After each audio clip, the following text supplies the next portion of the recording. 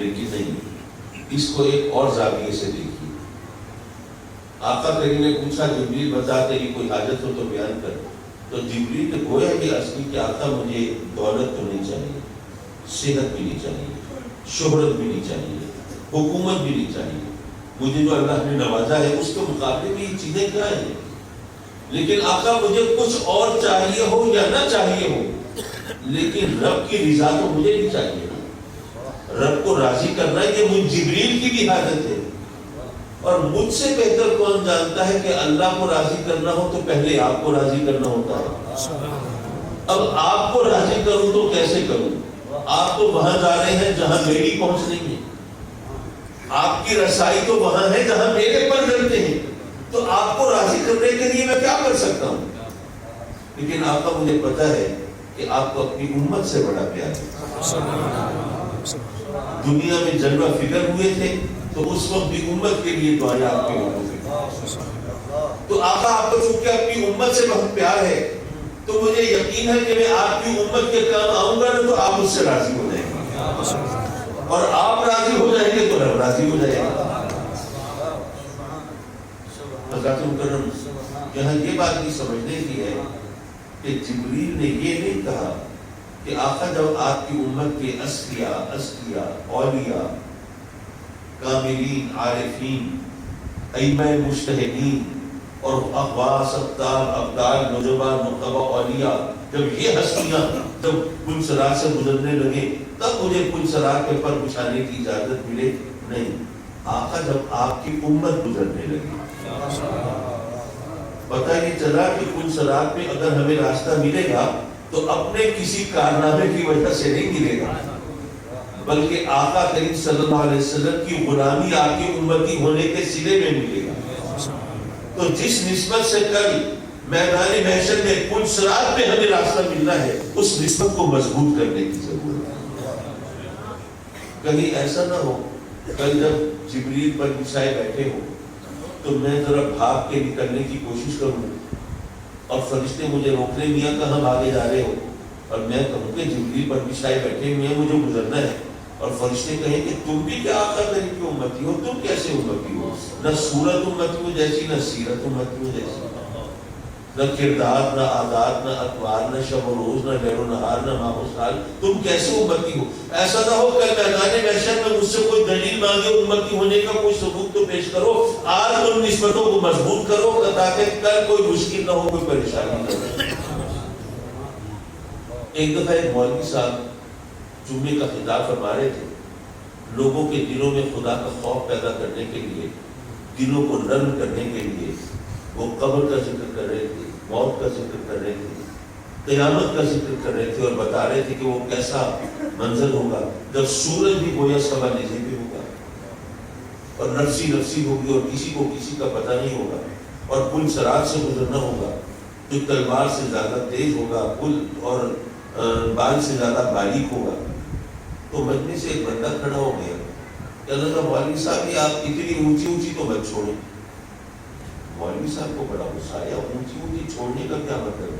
میں کوئی اپنی طرف سے کہہ رہا ہوں، میں تو جو کہہ رہا ہوں وہ قرآن حدیث کی روشنی میں کہہ رہا ہوں۔ تو اس بندے نے ہاتھ جوڑ لیے، مولوی صاحب قرآن حدیث کی بات تو آپ کو زیادہ پتا ہے، مجھے تو صرف یہ بتا دیں کہ جو تلوار سے زیادہ تیز ہو اور بال سے زیادہ باریک ہو اسے پل کہتے ہیں۔ بس سیدھا سادہ ان لوگوں کو بتا دیجئے کہ آگے جانے کا راستہ واسطہ کچھ نہیں ہوگا۔ اور بے شک اس نے جو کچھ کہا 100% درست کہا، بالکل حق کہا، بالکل صحیح کہا۔ واقعی جو کافر ہوں گے، جو مشرک ہوں گے، جو منافق ہوں گے، جو میرے آقا کریم کے گستاخ ہوں گے، جو ایمان سے محروم ہوں گے، ان کے لیے آگے جانے کا کوئی راستہ نہیں ہوگا، ان پہ قدم رکھیں گے اور کٹ کٹ کے سیدھے جہنم میں گرتے ہوں گے۔ لیکن یارو تمہیں کیا فکر ہے، تم تو آقا کریم کے امتی ہو نا، سرکار کے غلام ہو، اور درود و سلام پڑھنے والے ہو، تمہارے لیے تو راستہ ہی راستہ ہوگا جبریل پر بچھائے بیٹھے ہو۔ معاف کیجیے یہ قصہ زیادہ طول پکڑ گیا، میں نے جہاں سے بات چلائی تھی ذرا وہاں سے بات کو جوڑوں تاکہ جو سوال تھا اس کا صحیح جواب مل سکے۔ میں یہ عرض کر رہا تھا کہ اللہ نے جہاں پر والدین کے ساتھ حسن سلوک کا حکم دیا، وہاں ساتھ اپنی عبادت کا حکم بھی دیا. ان دونوں میں قدر مشترک کیا ہے؟ تو رب کائنات نے گویا یہ فرمایا کہ اے میرے بندو، تمہاری کمزوری اور تمہاری مجبوری میں جانتا ہوں. جتنا یقین تمہیں آنکھوں دیکھی بات پہ ہوتا ہے اتنا سنی سنائی بات پہ نہیں ہوتا. اب تمہارا خالق میں ہوں، پیدا کرنے والا میں ہوں، لیکن یہ تم نے سنا ہے کہ تمہارا خالق میں ہوں، لیکن تمہارا تجربہ اور مشاہدہ یہ بتاتا ہے کہ بچے کی پیدائش، بچے کی ولادت والدین کے ذریعے عمل میں آتی ہے. اب جن والدین کی بات ہو رہی ہے جو تمہارے تجربے اور مشاہدے کے مطابق، جو تمہارے علم یقینی کے مطابق تمہاری پیدائش کے، تمہارے دنیا میں آنے کے ذمہ دار ہیں، اگر تم ان کی خدمت نہیں کرتے تو جس کے بارے میں صرف سنا ہے کہ وہ تمہارا پیدا کرنے والا ہے، پھر اس کی عبادت کیسے کرو گے؟ اور اسی بات کو ایک اور انداز سے بھی سمجھا جا سکتا ہے. رب کائنات نے گویا یہ فرمایا کہ اے میرے بندو، تمہارا رب میں ہوں، پالنے والا میں ہوں، پروردگار میں ہوں، لیکن یہ تم نے سنا ہے کہ پالنے والا میں ہوں، اور تم نے دیکھا یہ ہے کہ تمہاری پرورش تمہارے والدین کرتے ہیں. تمہاری ماں ہے، تمہیں سکھ پہنچانے کے لیے خود دکھ سہ لیتی ہے، تمہارے آرام کے لیے خود بے آرام ہو جاتی ہے، تمہیں اپنی باہوں کا جھولا جھلا کے آرام پہنچاتی ہے، خود تکلیف اٹھا لیتی ہے. سردیوں کی ٹھنڈی طویل راتوں میں ٹھنڈے گیلے بستر پہ خود لیٹ سکتی ہے، تمہیں اپنی آغوش کی گرمی پہنچاتی ہے. اور اسی طرح تمہارا باپ ہے، تمہاری ضرورتیں پوری کرنے کے لیے کولہو کا بیل بنا رہتا ہے، زمانے کی سرد و گرم کو سہتا ہے، محنت کرتا ہے، مشقت کرتا ہے، خون جلاتا ہے، کبھی جھٹکیاں سنتا ہے، کبھی دکھ اٹھاتا ہے. تو وہ والدین جو تمہاری سہولت کے لیے، آرام کے لیے، تمہاری ضرورتیں پوری کرنے کے لیے وہ تکلیفیں اٹھا کے تمہاری پرورش کرتے ہیں، اگر تم ان کی خدمت نہیں کرتے تو جس کے بارے میں صرف سنا ہے کہ وہ تمہارا پالنے والا ہے، پھر اس کی عبادت کیسے کرو؟ حضرت محترم، والدین کا جو مقام ہے وہ تو اپنی جگہ پہ ہے، اور ہمارے دین اور مذہب نے اس کو جس طرح اجاگر کیا ہے وہ بھی ہم نے کچھ سمجھنے کی کوشش کی ہے. میں اپنی گفتگو کو ذرا مختصر کروں کیونکہ عصر کا وقت ہو گیا ہے. دیکھیے، ہم سب اللہ سے اس کی رحمت کے طلبگار ہیں، دعائیں مانگتے ہیں مولا اپنی رحمتوں سے ہماری جھولیاں بھر دے، اپنی رحمتوں سے ہمیں سرفراز فرما دے. سب دعا مانگتے ہیں اور ظاہر ہے سب کو اللہ کی رحمت چاہیے، لیکن سوال یہ ہے کہ رحمت ایک لفظ ہے، اس کا مطلب کیا ہے؟ رحمت سے جب ہم رب کی بارگاہ میں عرض کرتے ہیں اور ہمیں اپنی رحمت عطا فرما، تو رحمت سے کچھ مراد ہوتا ہوگا نا ہمارے ذہن میں. تو رحمت سے ہمارے ذہن میں کیا ہوتا ہے؟ کیا رحمت ایسی چیز تو نہیں ہے کہ میں حافظ صاحب سے کہوں حافظ صاحب ذرا 2 کلو رحمت تو نہیں ہے برداشت سے؟ ہم اس سے سوال تو کرتے ہیں، جھولی بھرنے کی التجا بھی کرتے ہیں، مولا اپنی رحمتوں سے ہماری جھولی بھر دے. لیکن رحمت ایک لفظ ہے، اس سے مراد کیا لیتے ہیں؟ یہ اپنے آپ سے پوچھنے کی بات ہے، کسی دوسرے سے تو نہیں پوچھ سکتے. بھئی آپ سوال کر رہے ہیں تو آپ کے ذہن میں کوئی مفہوم ہوگا نا رحمت کا. تو میں اللہ والوں کی بات نہیں کرتا، میں اپنے جیسے گناہگاروں کی بات کرتا ہوں کہ ہم جب اللہ کی بارگاہ میں سوال کرتے ہیں مولا اپنی رحمت ہمیں عطا فرما، اپنی رحمت سے ہماری جھولیاں بھر دے، تو اس سے مراد ہمارے ذہن میں کیا ہوتا ہے؟ مال، دولت، زمین، جائیداد، گھر والی، اولاد، صحت، عافیت، نام و نمود، شہرت، عزت، وقار، حکومت، اختیار، طاقت، یہ چیزیں مانگ رہے ہوتے ہیں نا ہم.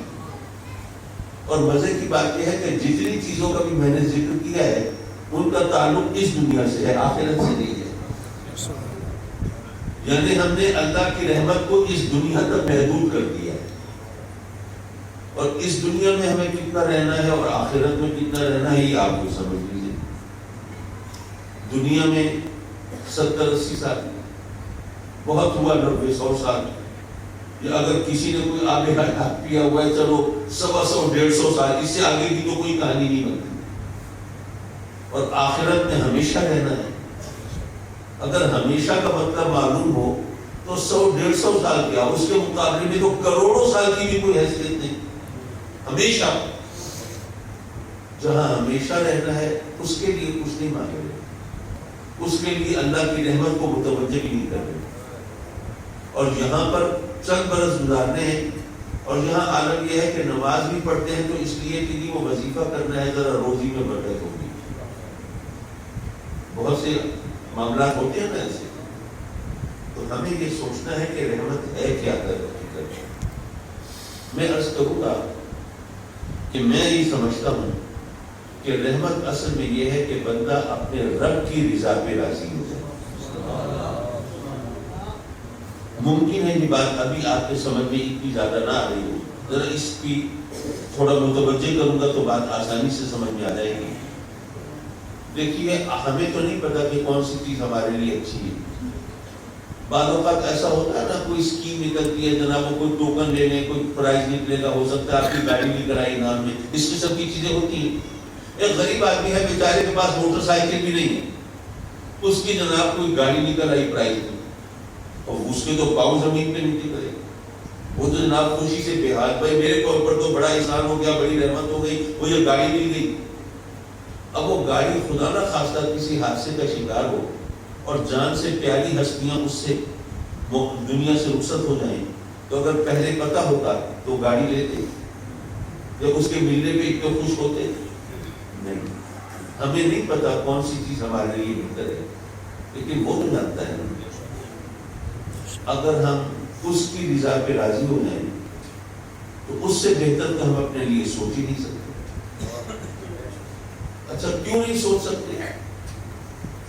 یہ بھی سمجھنے کی بات ہے. میں آپ سے پوچھتا ہوں، آپ کی ماں آپ کا برا چاہے گی؟ نہیں. ظاہر ماں برا کیسے چاہ سکتی؟ ہماری ماں ہمارا برا کبھی نہیں چاہ سکتی. اب ذرا یہ بتاؤ کہ وہ ہستی جو ماں سے 70 گنا زیادہ محبت کرتی ہے، وہ برا چاہے گی تمہارا؟ بات تو ایمان اور یقین کی ہے. اگر ایمان ہو، اگر یقین ہو، تب تو ہم منزل مراد تک پہنچیں گے، ورنہ بھٹکتے رہیں گے، گم گشتے منزل رہیں گے.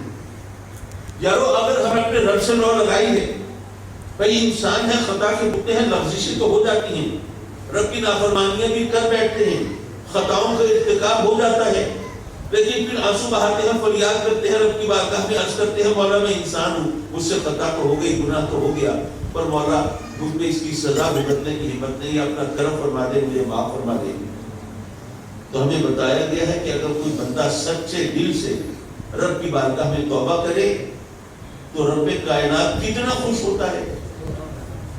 اس کی مثال دی آقا کریم نے اپنے شان کے لائق حدیث مبارکہ میں، اور فرمایا کہ اگر تم صحرا میں سفر کر رہے ہو اور ایک اونٹ پر تمہارا سامانی خود و روز رفتے سفر رہا ہوا ہے، راستے میں کہیں تم آرام کے لیے لیتے اٹھے تو دیکھا اونٹ کھائے، ادھر ادھر تلاش کرتے رہے، بھاگ دوڑ کرتے رہے، ٹیروں پہ چڑھ چڑھ کے دیکھتے رہے، جناب اب اونٹ کہیں نظر نہیں آ رہا، وہ پسینہ بھی بہہ گیا، طاقت بھی ظاہر ہو گئی، ناتوانی، کمزوری، جناب پیاس سے زبان پہ کانٹے بھی کھڑے ہو گئے، اونٹ دور دور تک دیکھ لیا کہیں نہیں ہے. اب مایوسی حملہ آور ہو گئی، اب کرے تو کیا کرے، اب سوائے یہ کہ موت کا انتظار کرے، موت کے فرشتے کو، اور کیا ہے. اب اس غشی کی کیفیت میں یکدم تمہیں احساس ہوا کہ اونٹ ساتھ ہی کھڑا ہے، آنکھ کھول کے دیکھا اونٹ نظر آیا، پہلے خیال ہوا کہ یہ ویسے ہی نظر آیا ہے، یہ میرے خیال نے ایک روپ دھار لیا ہے، لیکن پھر دوبارہ آنکھیں بن کے دیکھا تو دیکھا کہ اونٹ تو ہے. حالانکہ ہمت نہیں تھی، لیکن اس کے باوجود جناب اچھل کے کھڑے ہو گئے، اونٹ کی مکیل پکڑ لی. جب وہ اس کی مہار ہاتھ میں آئی اور یقین ہوا کہ واقعی اونٹ مل گیا ہے، ذرا سوچیے اس وقت خوشی کا عالم کیا ہوگا. آقا کریم صلی اللہ علیہ وسلم نے اس کے لیے بہت خوبصورت انداز اختیار فرمایا بتانے کے لیے. فرمایا کہ اس وقت خوشی کا عالم جب موت آنکھوں کے سامنے تھی، جب زندگی کی امیدیں ختم ہو چکی تھی، جب ایڑیاں رگڑ رگڑ کے مرنے کے انتظار میں تھے، اس وقت زندگی کی نوید مل گئی، خبر مل گئی، سامان مل گیا، تو اس وقت خوشی کی کیفیت میں آدمی بدحواس ہوا، زبان پر قابو نہ رہا. اب کہنا تو یہ چاہتا ہے مولا تیرا بڑا کرم، تو میرا آقا، میں تیرا بندہ، تو نے کرم کیا، زندگی بخشی. اس بدحواسی میں زبان پر قابو نہیں نا، تو بے خیالی میں زبان سے نکلتا ہے تو میرا بندہ، میں تیرا آقا. یعنی یہ اس کیفیت کے انتہا کا اظہار ہے. تو آقا کریم فرماتے ہیں کہ بندہ اس طرح خوش ہو جاتا ہے.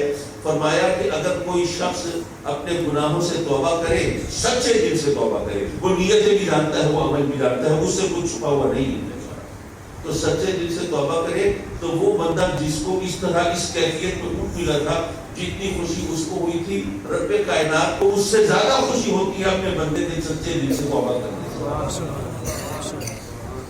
تو حضرات مکرم, اگر ہم نے اس سے سرکشی نہیں کی ہے, بغاوت نہیں کی ہے, لاپرواہی نہیں کی ہے, اگر ہم نے اس سے بندگی کا رشتہ جوڑا ہے, تو جو وہ ہمارے لیے چاہے گا اس سے ہم بہتر اپنے لیے چاہ ہی نہیں سکتے. تو اگر ہم اپنی مرضی اس کی مرضی پہ قربان کر دیں, اپنا اختیار اس کے اختیار پہ چھوڑ دیں, تو یقیناً وہ ہمارے لیے سب سے بہتر راستہ ہوگا.